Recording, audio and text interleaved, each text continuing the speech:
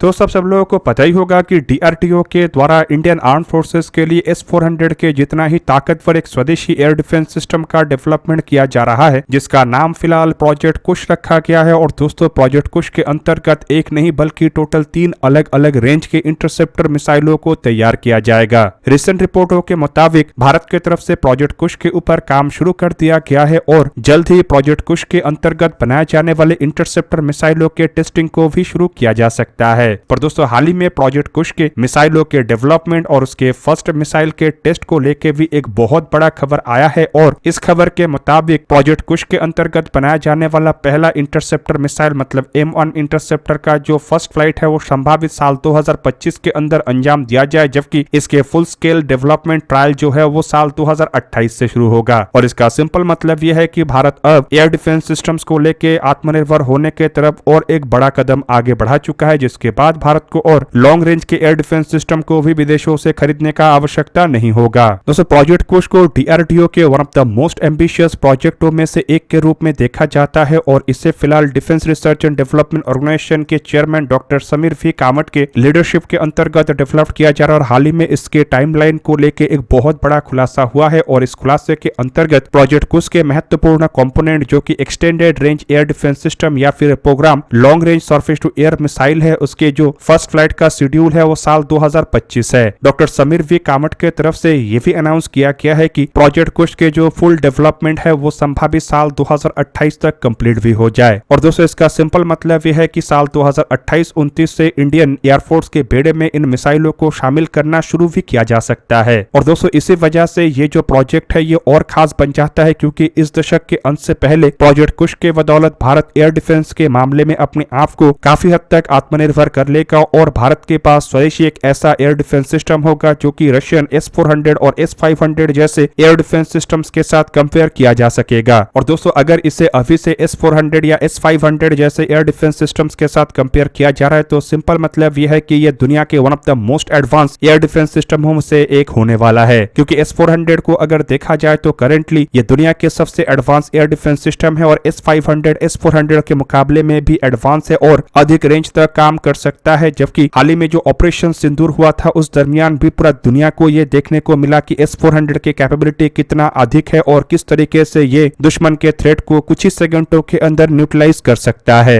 अब दोस्तों, देखा जाए तो प्रोजेक्ट कुश को लेकर ऑपरेशन सिंदूर के बाद से जो चर्चा है वो कई गुना बढ़ चुका है, लेकिन असल में इसके ऊपर काम काफी पहले से ही शुरू हुआ है और साल 2022 के मई महीने में ही कैबिनेट कमेटी ऑन सिक्योरिटी की तरफ से जहां पे इसे लेके अप्रूवल दिया गया था, तो वहीं पे सितंबर 2023 में ऐसे 5 स्क्वाड्रन मिसाइलों को एयरफोर्स के लिए खरीदने को लेके एक्सेप्टेंस ऑफ नेसेसिटी जारी किया गया था। और रिपोर्ट में यह भी क्लेम किया जाता है कि इसके लिए भारत करीब 21,700 करोड़ रुपया या फिर कहे तो $2.6 बिलियन खर्चा करेगा। और इसका सिंपल मतलब यह है कि 5 स्क्वाड्रन S-400 मिसाइलों के कीमत से आधे से भी कम में भारत के द्वारा ये 5 स्क्वाड्रन प्रोजेक्ट कुश के मिसाइलों को खरीदा जा रहा है। दोस्तों, प्रोजेक्ट कुश के डेवलपमेंट का असल मकसद है एक ऐसे ट्रांसपोर्टेबल लॉन्ग रेंज मिसाइलों को तैयार करना जो कि फिलहाल भारत के द्वारा इस्तेमाल किए जाने वाले medium range surface to air missile या फिर कहे तो 80 किलोमीटर रेंज वाले MR-SAM और 400 किलोमीटर रेंज वाले S-400 जैसे मिसाइलों के बीच के गैप को फील कर सके। और ये भी दावा किया जा रहा है कि ये मिसाइल S-400 और MR-SAM के साथ साथ भारत के स्वदेशी बैलिस्टिक मिसाइल डिफेंस शील्ड और ब्राक 8 जैसे मिसाइलों के साथ कॉम्प्लीमेंट के रूप में काम करेगा। फिलहाल दोस्तों, इसके जो डेवलपमेंट है वो डीआरडीओ का शाखा defence research and development laboratory की तरफ से किया जा रहा है और इसमें रिसर्च सेंटर इमारत जैसे संस्था भी मिलकर काम कर रहा है। और प्रोजेक्ट के अंतर्गत जो 3 अलग अलग इंटरसेप्टर मिसाइलों का डेवलपमेंट किया जा रहा है उसका नाम M1, M2 और M3 है और इसका रेंज 150 और 250 और 350 किलोमीटर होगा। और इस तरीके के मिसाइलों के द्वारा हवा में उड़ने वाले लगभग सभी तरीके के थ्रेट को न्यूट्रलाइज किया जा सकेगा, चाहे वो दुश्मन के एयरक्राफ्ट हो, क्रूज मिसाइल हो, एवैक्स जैसे लॉन्ग रेंज में उड़ने वाले एयरक्राफ्ट और इवन स्टेल्थ ऑब्जेक्टों को भी ये मार गिराने का क्षमता रखेगा, जिसमें stealth fighter, drone, precision guided munition तक शामिल होगा। दोस्तों, M1 इंटरसेप्टर को लेकर बताया जा रहा है कि ये प्रोजेक्ट कुश के अंतर्गत डेवलप किए जाने वाला पहला इंटरसेप्टर होगा और ये करीब 150 किलोमीटर दूर तक टारगेट को जहां पे एंगेज कर सकेगा, तो वहीं पे टारगेट एंगेजमेंट के लिए इसमें active electronically scan array Sikar, infrared और रेडियो फ्रीक्वेंसी गाइडेंस के साथ साथ इंजन के रूप में dual pulse, solid rocket motor और मैन्यूवरेबिलिटी के लिए भी कई तरीके के इक्विपमेंटों का इस्तेमाल किया जाएगा। दोस्तों, ये मिसाइल किल व्हीकल के रूप में काम करेगा और इसमें seeker, stabilisation and tracking system और और थ्रस्ट वेक्टरिंग कंट्रोल का भी उपयोग किया जाएगा ताकि मैक्सिमम मैन्यूवरेबिलिटी के साथ ये हाईली मैन्यूवरेबल टारगेट को भी एंगेज कर सके। इवन दोस्तों मिसाइल के जो सक्सेस रेट है उससे लेके अभी से ही दावा किया जा रहा है कि ये करीब करीब 90% तक होगा, लेकिन ये सिंगल शॉट में होगा, जबकि अगर मल्टीपल या फिर सेल्वो मोड में मिसाइल का उपयोग किया जाता है तो इसके जो एक्यूरेसी है वो 98.5% तक होगा। साथ ही साथ दोस्तों प्रोजेक्ट कुश में S-400 के तर्ज पे एक लॉन्ग रेंज सर्वेलेंस और फायर कंट्रोल रडार का उपयोग किया जाएगा जो कि लंबे दूरी तक लगभग हर तरीके के टारगेट को ट्रैक और उसे आइडेंटिफाई करने का क्षमता रखेगा। फिलहाल डॉक्टर समीर वी कामत की तरफ से रिसेंटली एक स्टेटमेंट में बताया गया है कि M1 इंटरसेप्टर असल में इसका पहला स्टेज है जो कि करेंटली अंडर डेवलपमेंट है और साल 2025 में ही इसके ट्रायल को अंजाम दिया जा सकता है। और दोस्तों अगर साल 2025 तक M1 इंटरसेप्टर का भी ट्रायल हो जाता है तो ये भारत के लिए बहुत बड़ा अचीवमेंट होगा, क्योंकि साल 2022 में अप्रूवल मिलने के बाद साल 2025 तक टेस्ट का मतलब है कि भारत के अंदर इस तरीके के एडवांस इक्विपमेंटों को काफी कम समय के अंदर डेवलप किया गया है और ये एक तरीके से रिकॉर्ड डेवलपमेंट भी होगा। वहीं पे आप लोगों को ये भी बता दूं कि अगस्त 2024 में DRDO के तरफ से मिसाइलों के फैब्रिकेशन को लेकर काम शुरू करने का बात कहा गया है और ये भी दावा किया जा रहा है कि DRDO के द्वारा ऑलरेडी ऐसे 20 एयरफ्रेम, 20 रॉकेट मोटर, 50 किल व्हीकल का ऑर्डर प्लेस किया गया है जो कि शायद टेस्टिंग के लिए उपयोग किया जाए। अब दोस्तों फैब्रिकेशन स्टेज में बताया जा रहा है कि भारत इलेक्ट्रॉनिक्स लिमिटेड जैसे कंपनी के तरफ से भी मदद किया जा रहा है और एक्सपेक्ट किया जा रहा है कि ऑर्डर प्लेस करने के 12 से 18 महीने के अंदर ये फैब्रिकेशन के काम को समाप्त कर लिया जाएगा और फिर इसके जो ट्रायल है ये 12 से 36 महीने तक चल सकता है। इवन दोस्तों M1 इंटरसेप्टर को लेकर ये भी बताया जा रहा है कि ये आकाश NG मिसाइल के एयरफ्रेम के बेस पे है और इसमें एक रिफाइंड बूस्टर और अन्य कुछ इंप्रूवमेंट किया गया है ताकि ये एक्सटेंडेड रेंज मतलब 150 किलोमीटर दूर तक टारगेट को एंगेज कर सके। अब दोस्तों ये जो आकाश NG मिसाइल है ये बेसिकली 70 किलोमीटर से 80 किलोमीटर दूर तक टारगेट को एंगेज कर सकता है और इसी एयरफ्रेम में अगर 150 किलोमीटर तक दूरी तय करना है तो नो डाउट इसके फ्यूल सिस्टम, इंजन और इसमें बूस्टर सेक्शन में इंप्रूवमेंट आवश्यक है। फिलहाल दोस्तों M1 इंटरसेप्टर को लेकर ज्यादा कुछ जानकारी पब्लिकली अवेलेबल तो नहीं है, लेकिन जो जानकारी मीडिया में है उसके मुताबिक ये जो किल व्हीकल है ये करीब करीब 250 मिलीमीटर डायमीटर का होगा और इसमें फ्रेगमेंटेशन वॉरहेड का उपयोग किया जाएगा और ये करीब करीब 2500 फ्रेगमेंट इस्तेमाल करेगा ताकि एरियल टारगेट को न्यूट्रलाइज किया जा सके। इवन दोस्तों इसके लेंथ को लेकर दावा किया जा रहा है कि ये करीब करीब 1150 मिलीमीटर लंबा होगा और इसका वजन 135 किलोग्राम तक हो सकता है।